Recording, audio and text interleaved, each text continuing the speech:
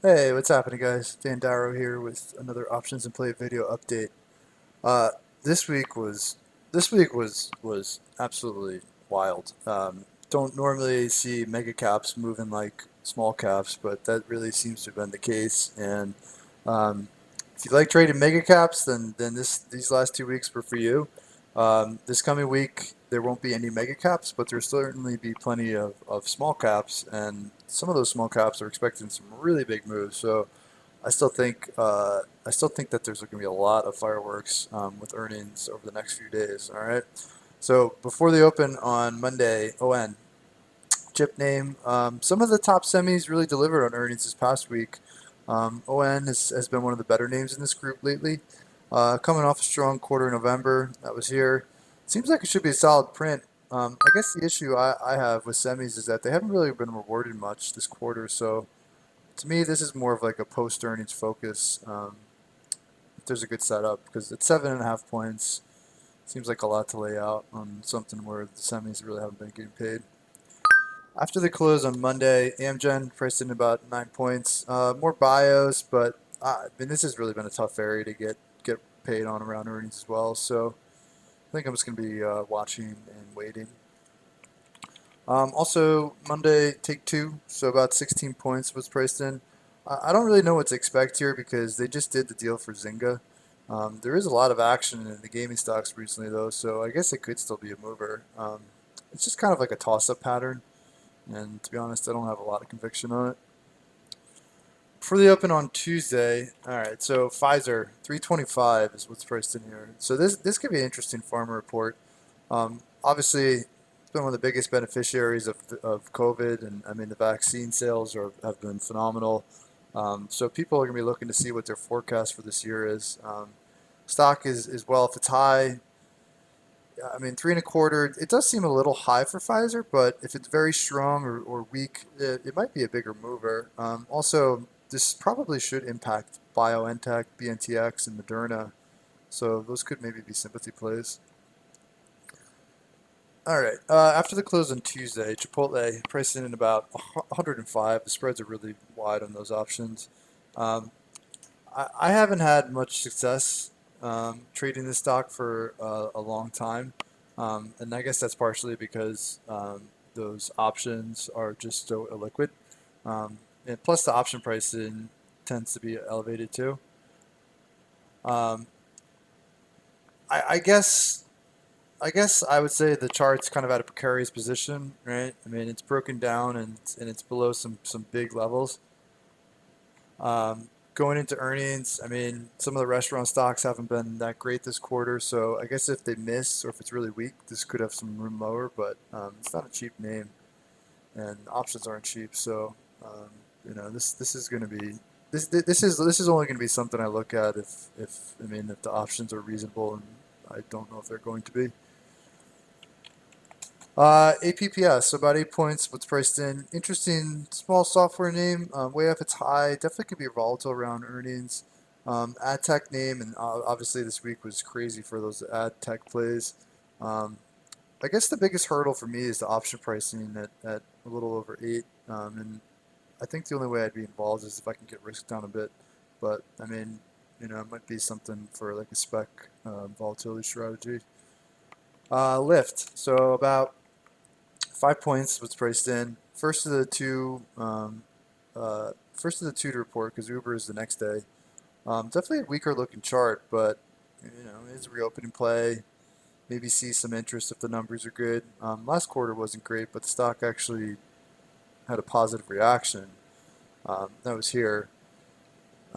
So maybe expectations are lower down here. I mean, the stock was in the mid 40s when that came out, and it reacted to not so great results, and now it's in the mid 30s. So I don't know. It does seem like the pricing of the options may leave a little room either way. So could be another one, maybe like a spec volatility strategy. Peloton, about 525 is what's priced in. I don't think I'm going to be playing this. It's just too many recent headlines. Stock is down so much. Very difficult to say what's priced in at this point. Um, I guess the biggest surprise would be if the numbers were decent, but that might also be a lower probability outcome. For the open on Wednesday, CGC pricing about $1. Cannabis stocks are still in a steady downtrend. They really need some news to turn the corner.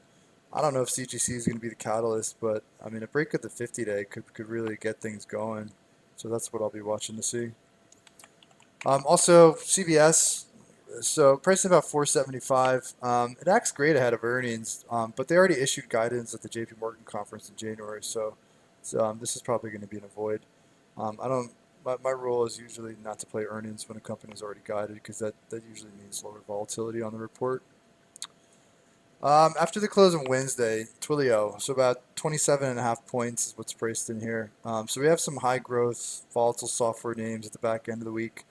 Twilio is one of the first. It was crushed on earnings last quarter and then was crushed after earnings. Um, the results didn't seem that bad compared to the move, but now it's at a big spot technically because you can go back and look. You see there's a huge gap underneath and plenty of room higher. So it seems to be a decent volatility strategy candidate. Uber. So like I said, Uber is after Lyft, so it's definitely going to react to Lyft. Uber's pricing in 5. What I might do though is actually look at dash options for Uber because they might give some food delivery numbers, and that could impact dash. So I don't think I'm going to be in Uber options. Disney, so about 9 points was priced in here. Definitely gonna be an interesting week for Disney. I mean, last quarter wasn't good. Stock has been very weak. No, Netflix's numbers knocked it down. So I mean, it just seems like the sentiment is pretty negative right now. I, I guess I don't love this setup mostly because the chart doesn't look great and options appear a little bit expensive to me. So I think I'd prefer to wait and see how this goes. Maybe look at a swing trade post earnings, really depending on how the stock reacts, because I don't have a great read on it. Before the open on Thursday, so Datadog pricing in about 22.5 points. It's not a cheap software name, but they keep delivering, so it's kind of hard to bet against it on earnings. The biggest issue is that even if they do beat and raise, it's still kind of a tough environment for these stocks to really sustain rallies, right? Because they keep getting sold. So I think sentiment's going to have to change for any sort of like major move to the upside on Datadog and a lot of these high priced software stocks. CYBR, so about 15.5 points. Those are monthly options. So it's another cybersecurity name. Datadog is another one. Actually, Cloudflare NET is the next day too. So with all these cyber reports, may get some action in Zscaler or CrowdStrike or even like Palo Alto. So I might look at options on those as sympathy play on the group reports. Twitter, also Thursday before the open. So pricing in about 6 points. So Facebook was bad. Snap and Pinterest weren't. So what does that mean for Twitter? I don't know. It was a very volatile week on this. Who knows where expectations are at this point? Made some money on it this past week, and honestly, I don't know if I'm going to be going back to the well again on it. All right, Thursday after the bell, Affirm pricing in about 13.5. It could be interesting. I mean, stock has been crushed, but I mean, last quarter was actually a beat and raise, so it has ties to Peloton, so that hasn't helped. But I mean, again, last quarter was solid, and the stock has lost about 2/3 of its value since then. So I feel like it could really have a big move, and I also feel like the risk reward is maybe skewed a little bit more to the upside. So I might look at a volatility strategy here and try to get the risk down a bit. NET, so this was the other one I was mentioning. So another high priced momentum software name, pricing in 15 points. It's been hit very hard, still not cheap. I mean, if the numbers are good, maybe these stocks can start to really build something. But I mean, it just, it's to me, it's a tougher setup because sentiment is still so lousy here, and the options are expensive too. Expedia, so about 17 points was priced in. Not my favorite stock to trade, but usually earnings are volatile. And you can see that it's sitting right at the top of like a year-long resistance range. So it seems like it should move. And it actually really could set the tone for booking in Airbnb because neither of those report next week. Upwork, so about 4.5 points was priced in. Those are monthly options. This Fiverr, they've been really crushed. It's the first of the two report and probably should have some read through to Fiverr.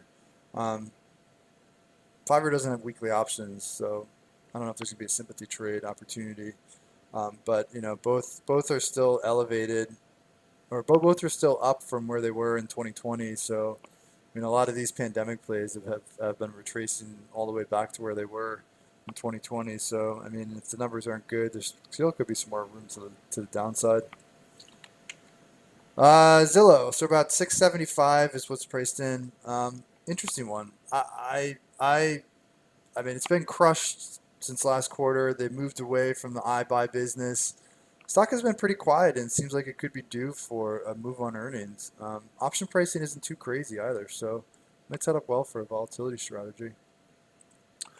And then on Friday before the open, Cliffs, so pricing about $1.75. Steel stocks have been recovering after kind of a tough slide in January, but I don't know. They still seem like a harder area to play around earnings. Cliffs is also the last of the group to report, so it feels like the only way it really has a big move is if it surprises.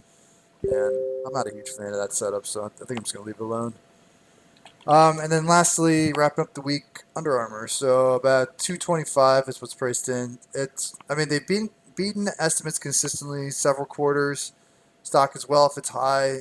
I feel like it's a setup where the stock may rally into earnings, especially considering how consistent it's been the last few quarters. So gonna have to see where it is on Thursday, but I also might be more positive on this after how the last few quarters have played out. That's a wrap. So still a lot of big names, still a lot of big priced in moves, and should be a busy week. So lots to look forward to. All right.